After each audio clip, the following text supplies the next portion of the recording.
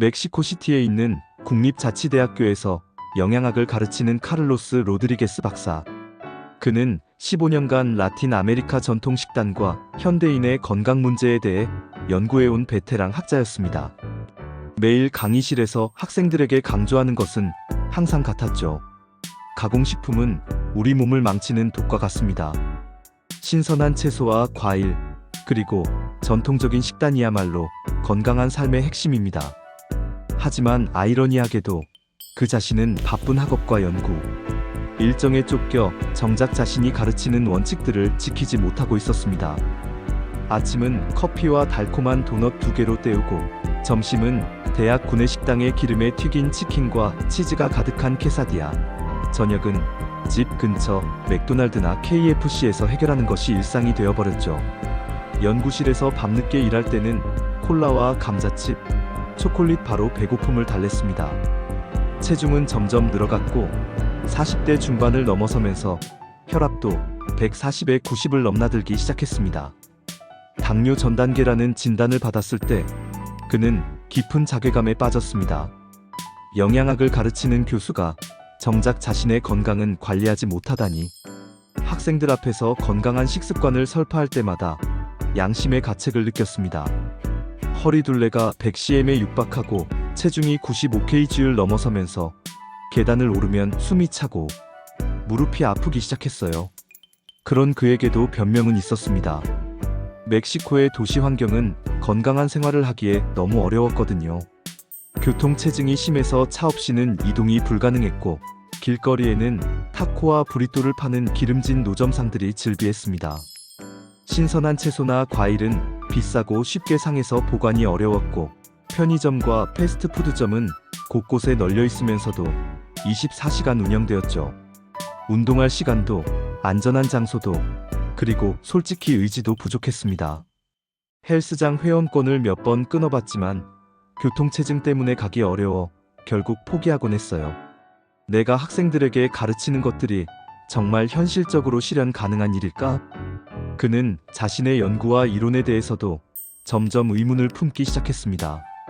이론과 현실 사이의 거대한 괴리감 속에서 그는 점점 지쳐갔고 건강도 악화되어 갔습니다. 안녕하세요. 저는 멕시코 국립자치대학교에서 영양학을 가르치고 있는 카를로스 로드리게스입니다. 2024년 봄, 제게 15년 만에 찾아온 인생의 전환점과도 같은 기회가 있었습니다. 바로 서울대학교 식품영양학과에서 제안한 1년간의 교환 연구 프로그램이었죠. 아시아 지역의 전통 식단과 현대 건강 문제 비교 연구 프로젝트의 일환이었습니다. 솔직히 말하면 저에게는 학술적 연구 목적보다도 개인적인 동기가 훨씬 더 컸습니다. 제 자신의 심각한 건강 문제를 해결할 수 있는 실마리를 찾고 싶었거든요. 한국이라는 나라는 제게 완전히 미지의 세계였습니다. 아시아 음식하면 떠오르는 것은 기껏해야 중국의 짜장면이나 일본의 스시 정도였죠. 한국 음식에 대해서는 김치와 불고기, 그리고 매운 음식이라는 막연한 이미지만 갖고 있었습니다. 인천국제공항에 도착했을 때의 첫인상은 정말 강렬했습니다. 우선 공항부터가 믿을 수 없을 정도로 깨끗하고 체계적으로 정돈되어 있었어요. 멕시코시티 공항의 혼잡하고 어수선한 분위기와는 완전히 차원이 다른 수준이었죠. 입국 절차도 신속하고 친절했고 모든 안내가 여러 언어로 정확하게 되어 있었습니다. 하지만 진짜 충격은 서울 시내에 들어서면서부터 시작되었습니다. AREX 공항 철도를 타고 서울역으로 향하는 동안 창밖으로 보이는 풍경이 정말 인상적이었어요. 잘 정비된 도시, 깨끗한 거리, 그리고 체계적으로 배치된 건물들까지. 서울역에 도착해서 지상으로 올라왔을 때는 더욱 놀랐습니다. 거리가 믿을 수 없을 정도로 깨끗했어요. 쓰레기 하나 보기 힘들었고 건물들도 말끔하게 관리되어 있었습니다. 하지만 무엇보다 제 눈을 사로잡은 것은 사람들이었습니다. 정말 많은 사람들이 자연스럽게 걸어다니고 있었거든요.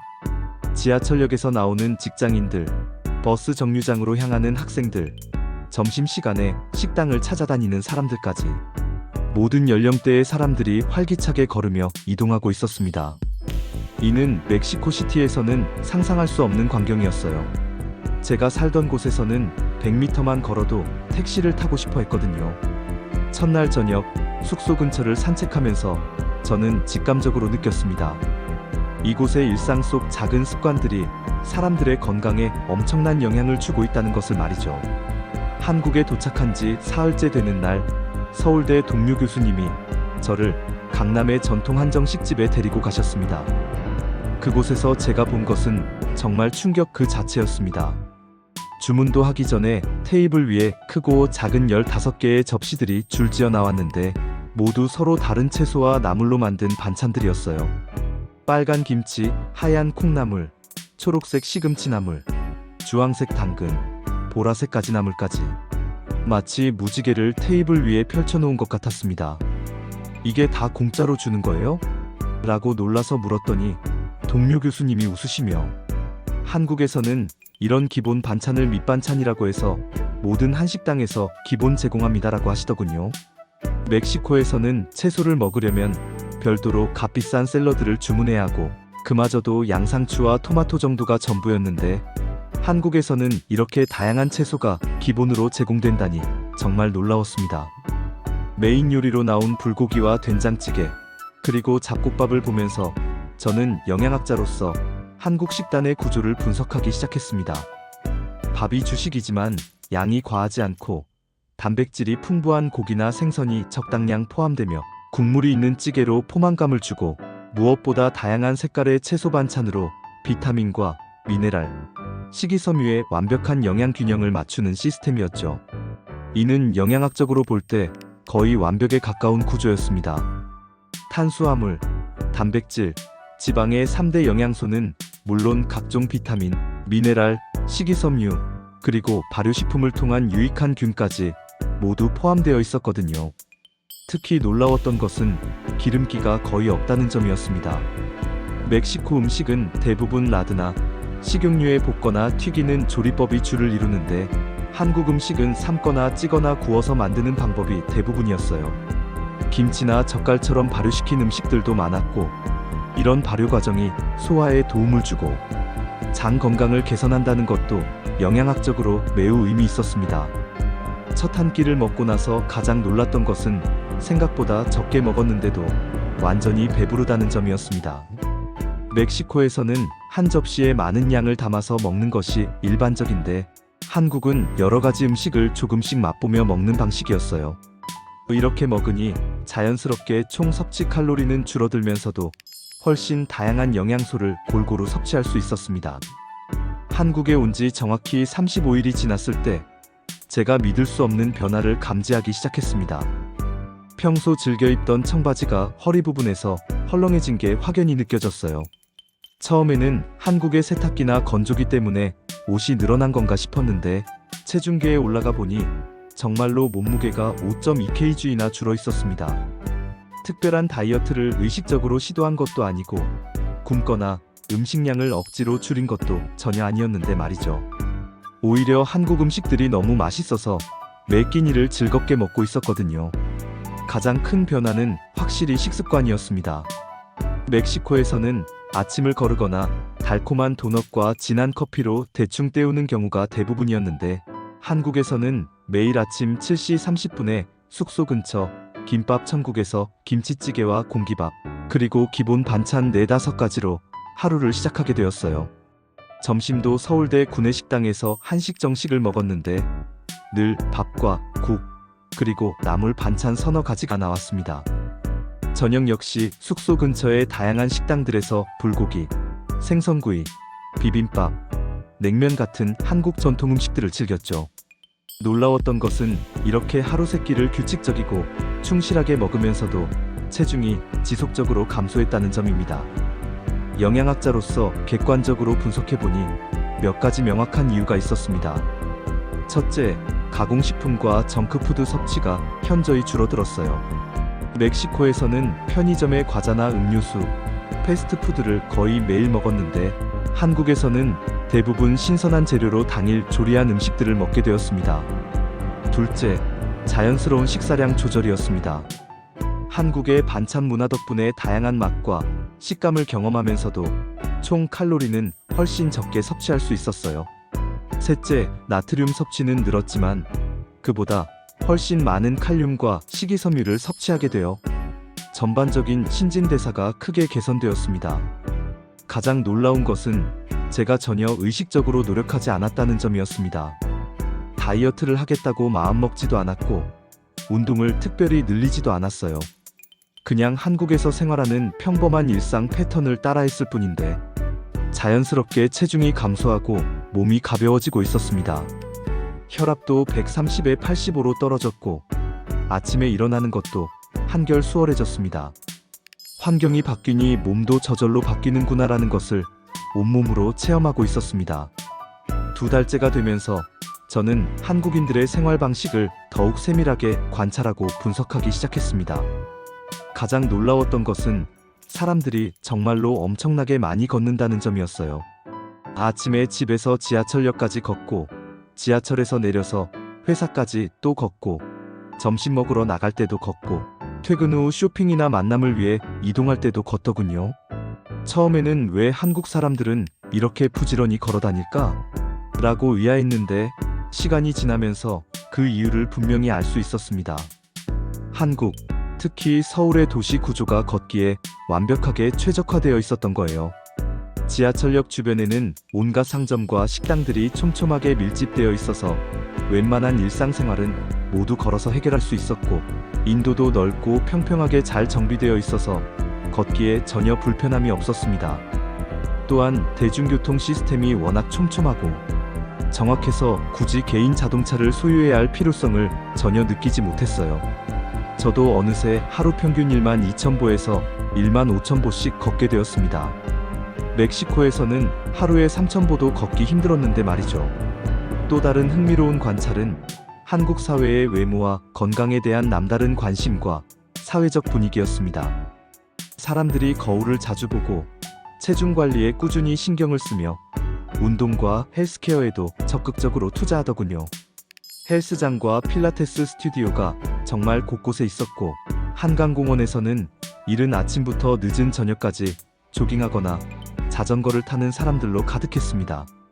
이런 건강지향적인 사회적 분위기가 개인에게는 일종의 건전하고 긍정적인 압력으로 작용하는 것 같았어요. 멕시코에서는 살이 좀 쪄도 건강하고 풍요롭게 생겼다고 말하는 관대한 문화인데 한국에서는 적정 체중 유지와 건강 관리가 성인의 기본적인 자기관리 덕목으로 여겨지는 분위기였습니다. 식사 문화에서도 큰 차이를 발견했습니다. 한국인들은 식사할 때 천천히 여러 사람이 모여서 대화를 나누며 먹더군요.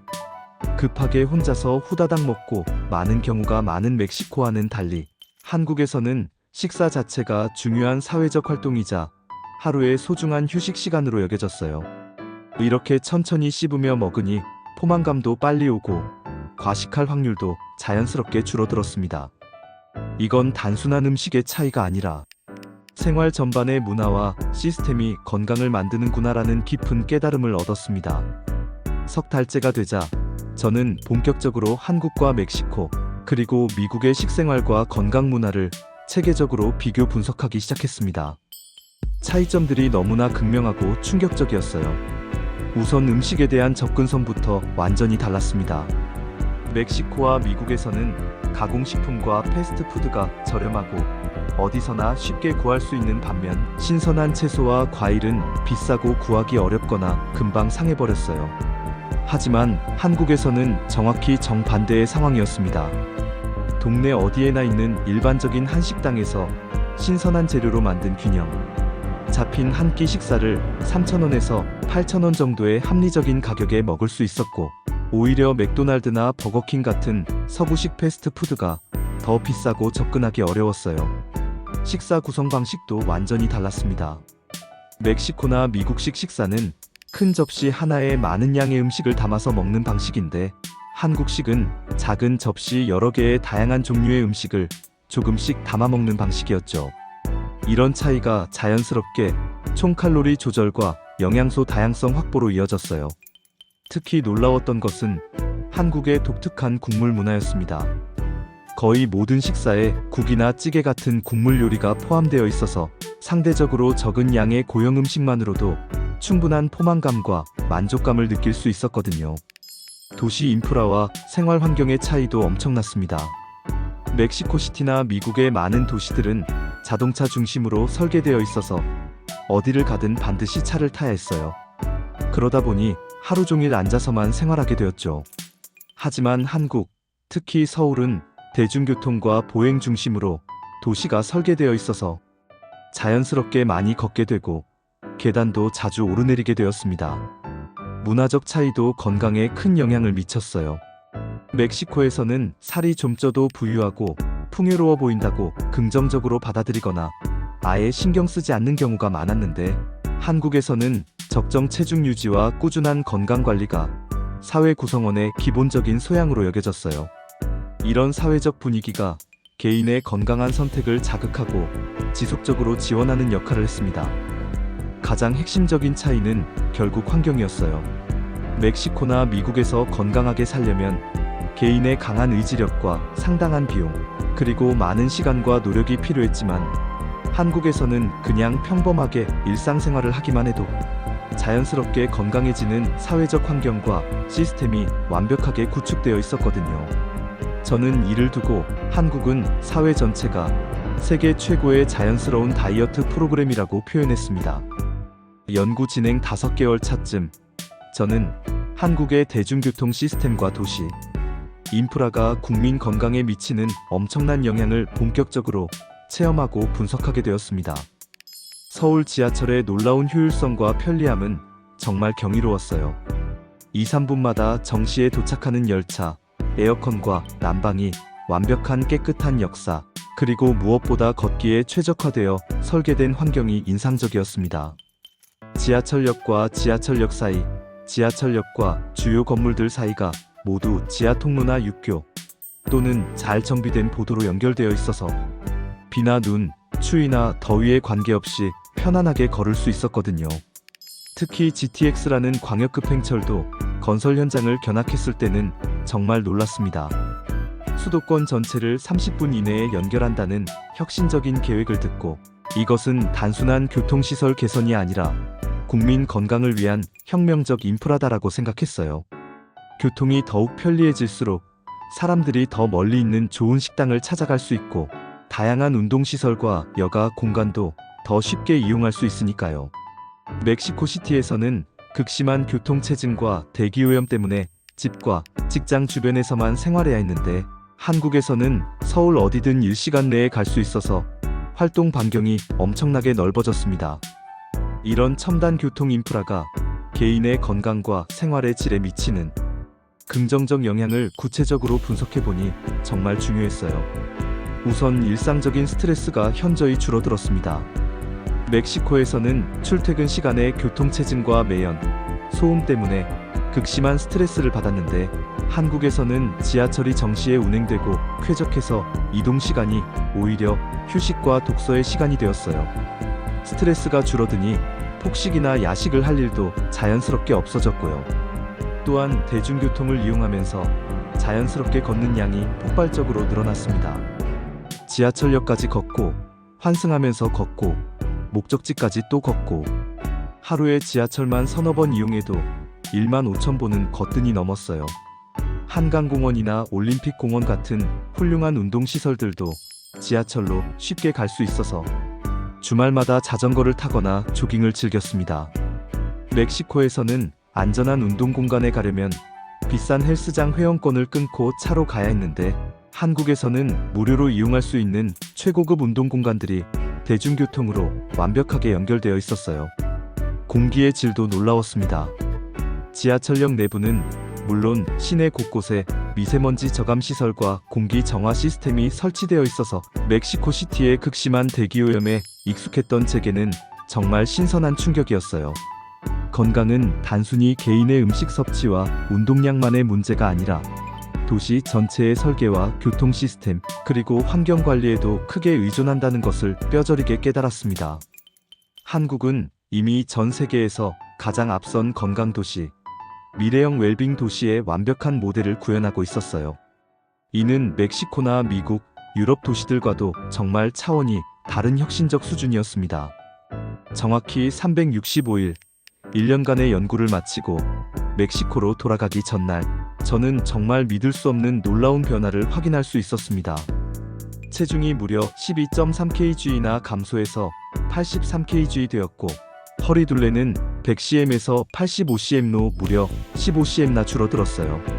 혈압은 95kg 시절의 145에 95에서 120에 75로 완전히 정상화되었고, 당화혈색소 수치도 6.2%에서 5.4%로 떨어져 당뇨 전 단계에서 완전히 벗어났습니다.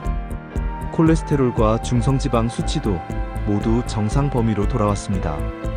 무엇보다 에너지가 넘쳐났고, 계단을 뛰어 올라가도 숨이 차지 않았으며 아침에 일어나는 것이 즐겁고 기대되는 일이 되었어요. 놀라운 것은 이 모든 극적인 변화가 특별한 다이어트 프로그램이나 고강도 운동, 값비싼 건강 보조식품이나 의료진의 도움 없이 그저 한국에서 평범한 일상생활을 하면서 얻은 결과라는 점이었습니다. 귀국을 앞두고 서울대학교 의과대학에서 가진 마지막 특별 강연에서 저는 한국에서의 경험을 바탕으로 확신에 찬 목소리로 말할 수 있었습니다. 한국은 단순히 살이 빠지는 나라가 아닙니다. 한국은 사람을 건강하게 만들고 그 건강을 자연스럽게 유지시켜주는 나라입니다. 한국의 식문화와 생활 방식, 그리고 도시 인프라는 전 세계 모든 국가가 반드시 배우고 본받아야 할 21세기 건강사회의 완벽한 모델입니다. 청중들에게 더욱 구체적이고 자세하게 설명했습니다. 한국의 전통 밥상은 영양학적으로 거의 완벽합니다. 적절한 양의 복합 탄수화물, 충분하고 다양한 채소와 나물, 장 건강에 도움이 되는 발효식품들, 그리고 따뜻한 국물 요리까지. 이 모든 요소들이 과학적으로 완벽하게 조화를 이루어 자연스러운 칼로리 조절과 영양 균형을 동시에 달성합니다. 또한 걷기 친화적인 도시 환경과 세계 최고 수준의 대중교통 시스템은 사람들이 의식하지 않아도 충분한 신체 활동량을 자연스럽게 확보할 수 있게 해줍니다. 한국의 주요 언론사들과 가진 마지막 종합 인터뷰에서도 같은 메시지를 더욱 강조했습니다. 저는 15년간 영양학을 연구하고 가르치면서 이론적으로는 완벽한 건강 식단과 생활 방식을 모두 알고 있었습니다. 하지만 실제 생활에서는 그것을 실천하기가 너무 어려워서 오히려 건강하지 못한 삶을 살고 있었어요. 그런데 한국에서는 특별한 의지력이나 노력, 비용 없이도 자연스럽게 건강해질 수 있었습니다. 이것이 바로 한국이 가진 진짜 위대한 힘입니다. 개인의 의지력에만 의존하는 것이 아니라 사회 전체가 건강한 선택을 가장 쉽고 자연스러운 선택으로 만들어주는 시스템 말입니다. 인천국제공항으로 향하는 마지막 AREX 여행에서 저는 지난 1년간의 소중한 경험들을 차근차근 되돌아봤습니다. 매일 아침 김치찌개와 된장찌개로 활기차게 시작했던 하루들, 지하철을 타며 자연스럽게 걸었던 수많은 거리들, 동료 교수님들과 함께 나눴던 정성스럽고 건강한 저녁 식사들, 한강에서 자전거를 타며 느꼈던 상쾌함과 활력감까지. 그 모든 평범해 보이는 일상들이 저를 완전히 새로운 사람으로 변화시켜준 기적 같은 경험이었습니다. 멕시코로 돌아가서 제가 가장 먼저, 그리고 가장 중요하게 할 일은 한국에서 배우고 체험한 건강한 생활 방식과 식문화를 제 학생들과 동료 교수들, 그리고 멕시코 전체 사회에 전파하고 확산시키는 것입니다. 그리고 멕시코 정부와 도시계획당국에 한국의 건강도시 모델을 적극 소개하고 벤치마킹할 것을 제안할 계획입니다. 전 세계 모든 사람들이 한국에서 제가 경험한 것과 같은 자연스럽고 지속 가능한 건강함을 누릴 수 있기를 간절히 바라면서 말입니다. 한국, 정말 건강을 만드는 나라였습니다.